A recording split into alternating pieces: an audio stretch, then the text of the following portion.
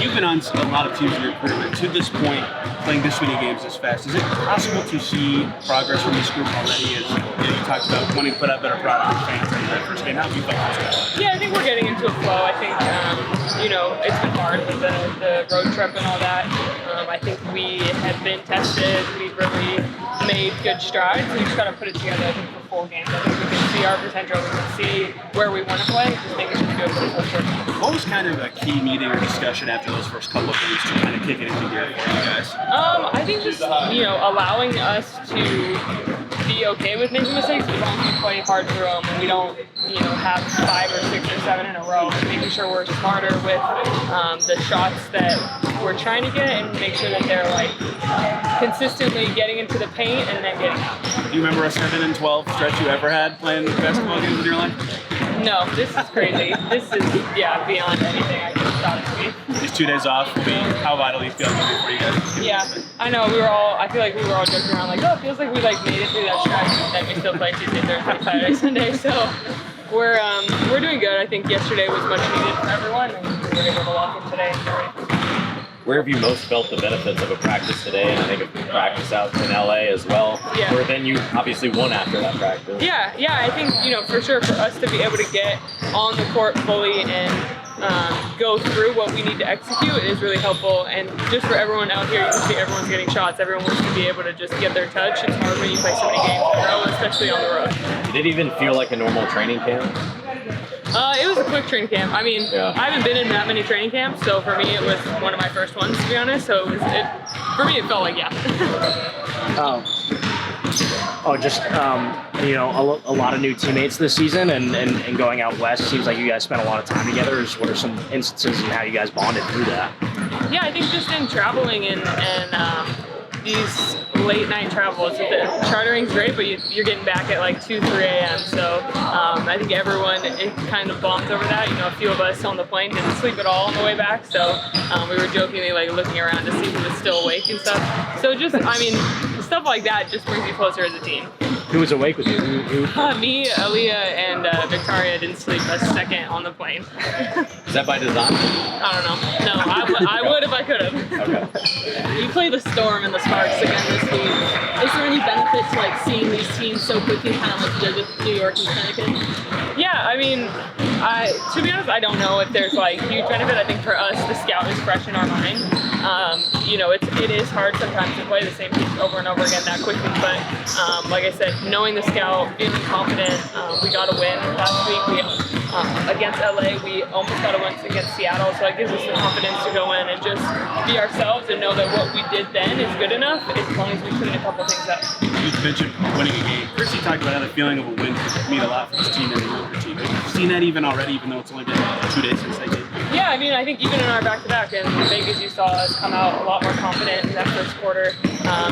Even the third quarter, the start of the second half, we came out and really pushed it, really tried to compete. It's hard at the long stretch of that, so I think us getting that experience to know how to function on a back-to-back and get through the fatigue, that it caught up to us, but I think you could see just our confidence growing even with that win. How far along do you feel like you are? Because you're coming to a new team once again, and you've done that before, but a lot of it is you feeling out the situation as well as others getting to know you. Yeah, I'm definitely trying to get back to what I would like to feel like. I think the training camp right this season was a lot harder than I anticipated, just feeling heavy and stuff like that. So just as long as I continue to push myself, grow, try to do things that aren't necessarily, it's not necessarily about stats. If I can do stuff to help us as a team defense, being able to guard multiple people, play different positions, I'm just trying to find my way and find my footing that way, but I feel like I'm still impacting. Do you felt those effects even more because of the style which you guys are trying to play and run up and down? And Chris was talking about how much you wanted to get in game shape and such during training. Yeah, we want to push the pace, and so trying to get up there. We got some quick guards, so I got to be able to keep up and try to really quick guards and quick close. Temi's probably one of the fastest people in the league. Dang. like she just continues to impress me how hard she pushes herself. So just trying to keep up with that, and I feel like I'm getting there. I think with a day yesterday, I'll feel really good for this next stretch of games. What has stood out to you about Temi and her attitude? It seems like she's the ultimate teammate, yet she's been here three weeks like you. Yeah, I mean, I've known Temi for she's played with my sister a lot with Great Britain, and so I've known how hard she works, how hard she plays, but being a part of her positivity or positive attitude and just her experience of the game. I know this isn't necessarily have as many years in the W as maybe some other players, but she definitely is the most experienced, one of the most experienced players we have, and you can see it in just the way she stays calm, the way she pushes herself, and I think it's something that brings a really good just personality to our team to feel that confidence and know that she's going to play just as hard as anyone that we play against, and so we have that confidence in her. I mean, what progress did you feel from this team on this road trip, getting a win, being in some close games? Yeah, we made a lot of mental progress, I would say. We're quite a young team, and so maturity is going to be something that we're going to work on throughout the season, and I think we made steps forward with these past few games. It's just been a tough battle, and so if we can rise above all the adversity, all the difficulty, all the fatigue, and still put in what we need to put in, communicate together, run our sets the way we want to run, the more we can do that, the more we're going to grow. I don't know much about your London schedule, but have you ever played 7 and 12 like this before? No. It's not something I do frequently, no. It's a lot, it's a lot on the body, it's a lot on the mind. But like I said, if we're able to rise, the more successes we can get while we're in this period of adversity, the better for us in the long run. I know you said on Instagram 7 games, 12 days, no joke, but the game against Vegas kind of pissed you off. Just what made you mad? I don't know, I was pissed off because nobody is like beyond the moment for me. Thank you. Like no one, yeah, we got great superstars in the league or whatever, but everyone's beatable. That's what really pissed me off because we were right there. And just stupid, I don't want to talk about the calls or whatever, but just a lot of annoying things happened during the game where I was just like, we're right there. We can literally, if we were full energy, if we were full strength, things would be looking very different, We punched first in the first, we scored 28 on the defending champions in the first quarter. Like, that's saying something. They're home 4 games, never traveled, and we're able to do that against the defending champs. What does that say about us? So we just need to build on those kind of situations. I don't know, I'm just a competitor, so, I just get pissed off when I'm losing. You mentioned maturity. What type of maturity would you like to see more from this team? What does that look like? Like I said, when adversity hits, how do you respond, Do we hang our heads? Do we not give each other high fives or eye contact anymore? Do we say, sorry? Do we say, I'm just going to play selfishly? Or we rise to the occasion and stick to what we know we need to do, and that's to be a solid team. We know the schemes, stick with the schemes instead of thinking we know better individually or anything, right? So that just comes with time and experience. And so the more we have that, the better we're going to be. I'm looking forward to what we can achieve as a team. What growth did you think you felt from your teammates during that road trip? I think we got some revelations regarding where we're at mentally. So when adversity hits, how do we respond? We've seen how we respond, and therefore we know what to do better. Yeah, we were able to rise above it on certain occasions, but it wasn't consistent enough. So we're just building on that consistency, building on working together, helping each other, because we're not going to do it individually, like I keep saying. It's crazy how team sports works, isn't it? Seriously, if everyone just gives a little bit of effort and focus together, we're gonna soar. And that's what we're doing every day. That's what we're working towards. Where does kind of the positivity, the optimism, the being the ultimate teammate come from? Have you always been that way? Did it come from family or anything like that helped influence you? I started playing tennis, so that was an individual sport, you know. I had to focus on myself, didn't have to worry about anyone. So when I started basketball, I was just like, I have to literally worry about other people. That's what? And so that was a newsflash to me.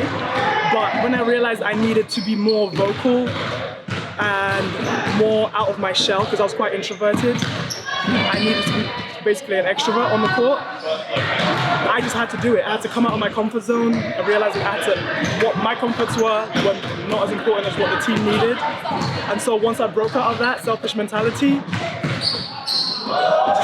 things came easily, And I always wanted to play with a team of my sisters.